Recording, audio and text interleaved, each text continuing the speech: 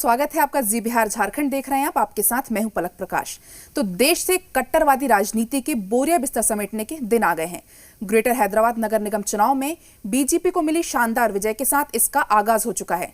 पिछले चुनाव में 4 सीटों वाली बीजेपी ने इस बार 48 सीट पर जीत हासिल की। वहीं जीएचएमसी ने 150 सीटों में से 99 सीटें हासिल करने वाली सत्तारूढ़ टीआरएस ने अब तक 55 सीटों पर जीत दर्ज की, जबकि ओवैसी की पार्टी एआईएमआईएम ने 44 सीटों पर कब्जा जमाया।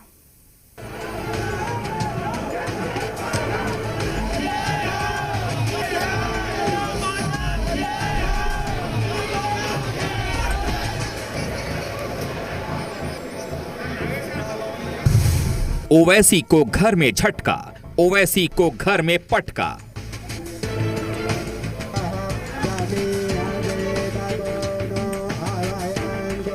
निजाम की नगरी को नया शहंशाह मिल गया।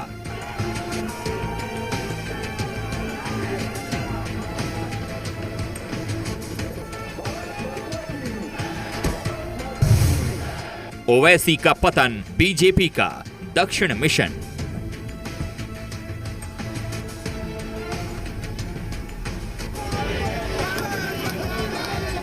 हर चुनाव परिणाम कुछ कहता है। जीएचएमसी यानी ग्रेटर हैदराबाद म्युनिसिपल कॉरपोरेशन चुनाव में बीजेपी के उभार ने भी कुछ ऐसे ही अहम संदेश दिए हैं।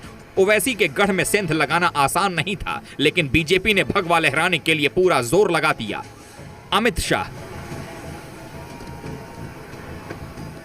जेपी नड्डा और योगी आदित्यनाथ जैसे दिग्गजों ने यहां कट्टरवादी राजनीति को ललकारा, तो तेलंगाना और निजामों के शहर हैदराबाद ने उस भगवा क्रांति को सलाम किया है। सारी पार्टियों में आज एक ही पार्टी है, भारतीय जनता पार्टी, जिसकी सीट बढ़ी है।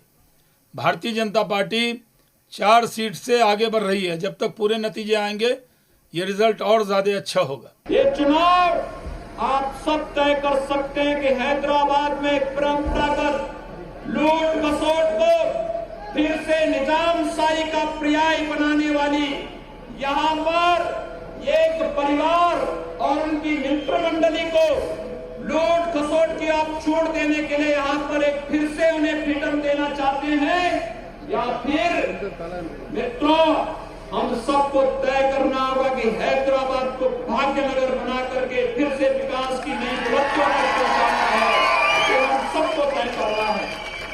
दरअसल भगवा दल के मिशन दक्षिण में तेलंगाना की काफी अहम भूमिका है।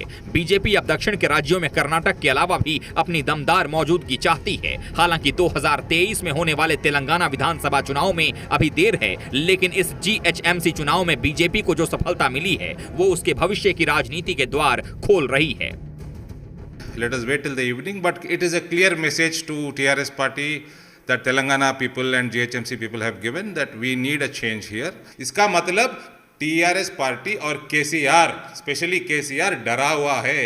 ये डर KCR में जो बीजेपी ने पैदा किया है ये हमें चाहिए। ये हमारी विक्ट्री है। 40 आए, 60 आए, 70 आए, 80 आए, बात की बात है। डेंट तो क्लियर है आज गवर्नमेंट, टीआरएस गवर्नमेंट में, पार्टी में, और केसीआर डरा हुआ है। इस बार भारतीय जनता पार्टी सीट बढ़ाने के लिए, संगठन बढ़ाने के लिए नहीं लड़ रही है। इस बार चुनाव के बाद हैदराबाद में मेयर भारतीय जनता पार्टी का होगा, ये हैदराबाद की जनता ने स्पष्ट कर दिया है।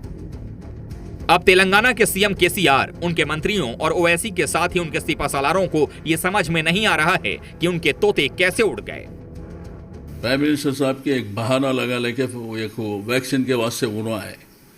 अभी गृह मंत्री और चीफ मिनिस्टर उत्तर प्रदेश, ऐसा हैदराबाद म्युनिसिपल इलेक्शन से क्या ताल्लुकात है समझ में नहीं आया। मगर बोलेंगे नहीं मैं आके गाड़ूंगा, मेरे भाई गाड़ना हमारा भी आता, समझे, मैं लगा दूंगा, हम भी लगा दे सकते। केसीआर की टीआरएस पर भ्रष्टाचार और वंशवादी राजनीति के आरोप लगते रहे हैं।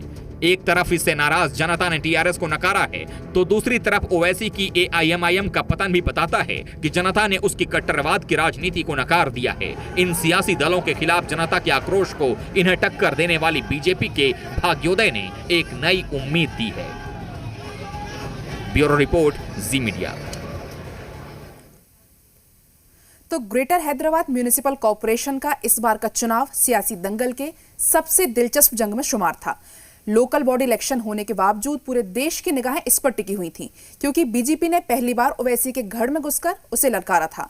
चुनाव में बीजेपी ने अपने सारे फायर ब्रांड दिग्गजों को मैदान में उतारा था। नतीजे अगर बीजेपी के पक्ष में नहीं होते तो पार्टी की बहुत बड़ी नैतिक हार हो जाती, लेकिन बीजेपी की हैदराबाद मुहिम रंग लाई और निश्चित रूप से पार्टी के सपने के भाग्यनगर में उसका तगड़ा भाग्योदय हुआ।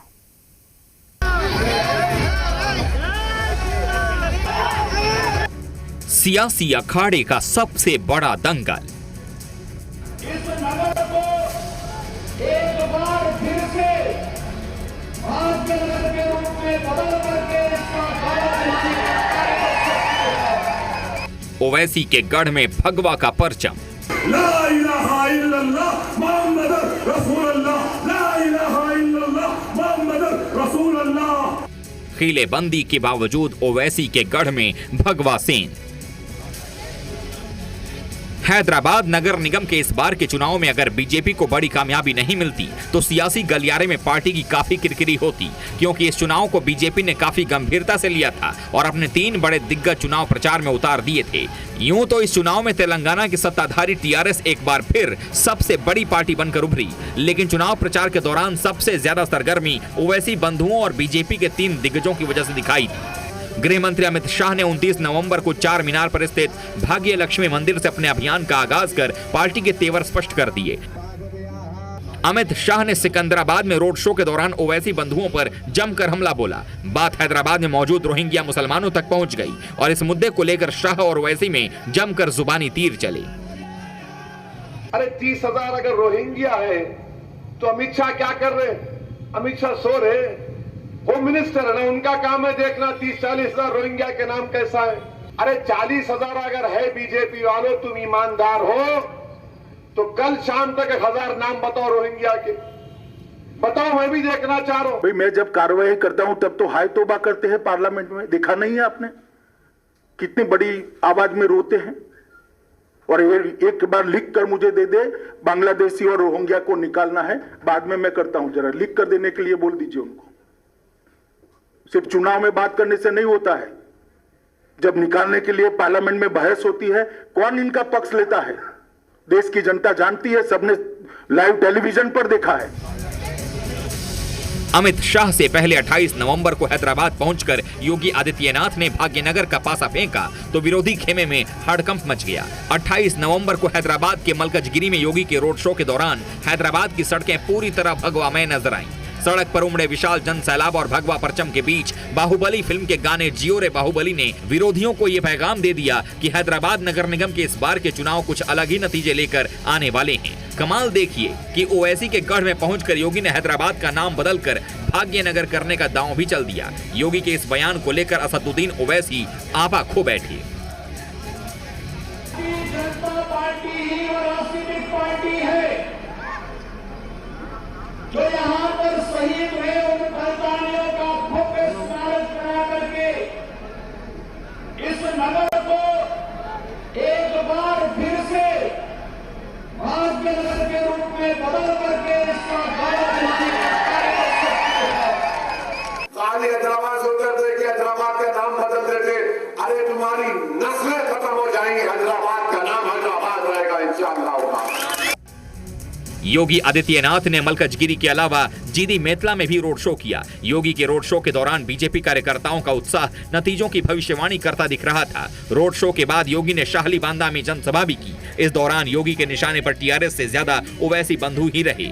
योगी के चुनाव प्रचार के असर का एहसास ओवैसी बंधुओं को उनके आने से पहले ही हो गया था। तभी बड़े मियाँ के छोटे भाई अकबरुद्दीन ओवैसी ने योगी के आने से पहले ही अपने मतदाताओं के बीच कलमा पढ़ना शुरू कर दिया था। ला इलाहा इल्लल्लाह मुहम्मद रसूलुल्लाह, ला इलाहा इल्लल्लाह मुहम्मद रसूलुल्लाह। कलमा पढ़ने वाला मुसलमान हो, किसी के बाप से डरने वाला नहीं हो, ना ही कल के चाय वाले से डरने वाला, ना ही कोई योगी फोगी से डरने वाले हैं।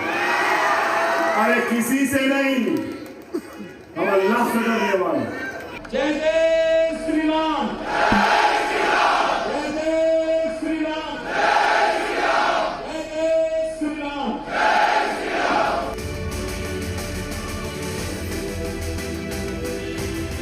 सवाल ये है कि ग्रेटर हैदराबाद म्युनिसिपल कॉर्पोरेशन के चुनाव में इतनी ज्यादा सरगर्मी क्यों देखी गई? लोकल बॉडी के चुनाव में बीजेपी ने इतनी ताकत क्यों झोंकी?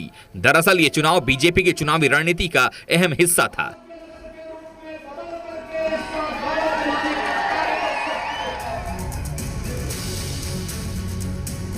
क्या है बीजेपी की रणनीति? इसे समझने से पहले आप ये देखिए कि 2018 में हुए तेलंगाना विधानसभा चुनाव के नतीजे की शक्ल क्या है। तेलंगाना में विधानसभा की कुल 119 सीटें हैं। 2018 के चुनाव में टीआरएस को 88 सीटें, कांग्रेस को 21 सीटें, एआईएमआईएम को 7 सीटें, बीजेपी को सिर्फ 1 सीट और अन्य के खाते में 2 सीटें मिली थी। यानी बीजेपी तेलंगाना के विधानसभा चुनाव में एक तरह से हाशिए पर पहुंच गई थी। इसी वजह से उसने हैदराबाद नगर निगम के चुनाव में अपनी पूरी ताकत झोंकी ताकि उसे पता लग सके कि वो कितने पानी में है। ग्रेटर हैदराबाद नगर निगम सुनने में तो लोकल बॉडी इलेक्शन लगता है, लेकिन जब इसकी जमीनी सच्चाई जानेंगे तो इसका महत्व आपकी समझ में आ जाएगा। दरअसल जीएचएमसी देश के सबसे बड़े नगर निगमों में से एक है। ये नगर निगम 4 जिलों हैदराबाद, मेडचल, मलकजगिरी, रंगारेड्डी और संगारेड्डी में फैला हुआ है। पूरे इलाके में 24 विधानसभा सीटें हैं, जबकि तेलंगाना की 5 लोकसभा सीटें इसके तहत आती हैं। अब जरा ये सोचिए कि जो बीजेपी 2018 के विधानसभा चुनाव में 119 सीटों में से सिर्फ 1 जीत पाई थी, उसने हैदराबाद नगर निगम के अंतर्गत आने वाले महज 24 विधानसभा क्षेत्रों में से करीब 7 पर अपना परचम लहरा दिया है। इसका साफ मतलब ये है कि बीजेपी के दिग्गजों का असर गेटवे ऑफ साउथ यानी हैदराबाद में भी काफी ज्यादा है। कहने की जरूरत नहीं कि बीजेपी अब यही रणनीति अगले साल होने वाले पश्चिम बंगाल